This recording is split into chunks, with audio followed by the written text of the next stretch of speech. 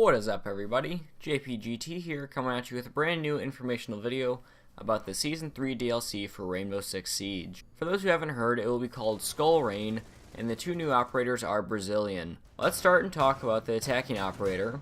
His name is Capitão. Don't mind my translation of it too much, I'm not very fluent in Portuguese. And this translates to captain, and he's going to be wielding a tactical crossbow that fires bolts attached with two different types of ammo. You can either have the smoke grenade to give your team a way to move without being seen, and then the second one sounds and looks like an incendiary grenade.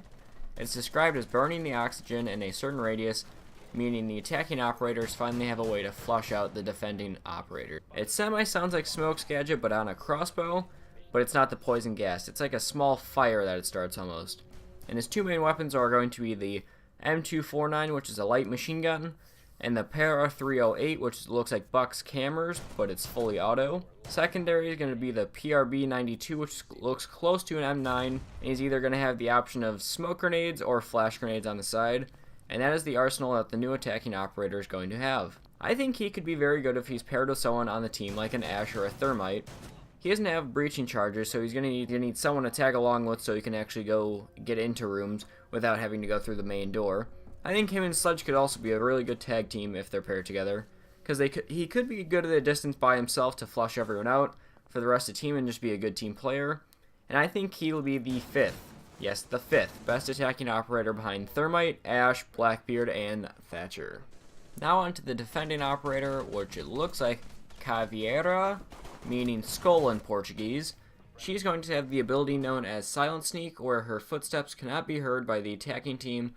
But as we all know in this game, knowledge is key, so not being able to hear her footsteps could potentially make her one of the deadliest roaming operators. Adding to her skill is the ability to immobilize enemies and interrogate them to find out where their teammates are. Not sure how I feel about this, but I will come back to that. She would be equipped with the M12 or the SPAS 15 shotgun, and the PRB 92 on the side, the same as Captain. Once again, we are getting an operator with the ability to carry a nitro cell. So overall, I think this operator is going to be getting plenty of complaints about being overpowered already. With the ability to move silently and carry a nitro cell and a shotgun, she is going to be a tank when it comes to roaming. Hard to beat something you can't hear. Now the interrogation tactic is where I think Ubisoft fell off. You have to isolate that person without them alerting their teammates and without being seen by someone else.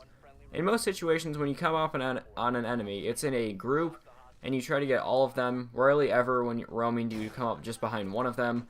So this operator will be good for half of their ability and the weapons they carry. Ubisoft needs to patch this soon though, because there's no way that they can have this many people carrying a nitro cell, and it's just getting to the point of ridiculous. They had complaints about Frost carrying a nitro cell, but now the cycle continues, and this is going to be the third DLC operator that they released that is able to carry one. I think at most they need to have 3 operators that can actually carry a nitro cell and take everyone else's away, because adding another one is just going to spark plenty more complaints. The shotgun I heard though is fully automatic and only 4 rounds per mag, but those are just speculations, so I don't know if that's true or not. But I'm really hoping that they balance the shotgun a lot more, because most of the shotguns in this game are very close to overpowered. But maybe Ubisoft will take a different route with this one. That wraps up the 2 new operators, and the new map is going to be named Favela, which is supposedly going to be the most destructive map to date, because it's going to support exterior shell destruction. And if anyone has ever seen a favela, they are not stable structures at all, so I'm really hoping this map lives up to the hype of that. Other new things they are adding with the patch is a new angled grip attachment, which will give people the ability to aim down sights faster. They are adding a tactical realism mode for custom games only. It's going to force people to play more as a team and not so much individual. And they're also adding a surrender for ranked gameplay, and if you have like teammates leave the match or people just leave because they got rage quitted or team killed, then you can have a majority vote and just surrender the game without having a penalty, because it gets annoying, but it has to be before round 3 or else you can't surrender without having a penalty. This DLC is going to drop on August 2nd with the maps available to everyone and the operators available to Season Pass owners. And then August 9th, the operators will be available to everyone for the 25 Renown or 600 Rainbow Six credits. And that's about it for today's video. Thank you for watching. Leave a like, comment, subscribe, and leave any feedback that you have or any questions. I'd love to answer them. And have a great day, everybody.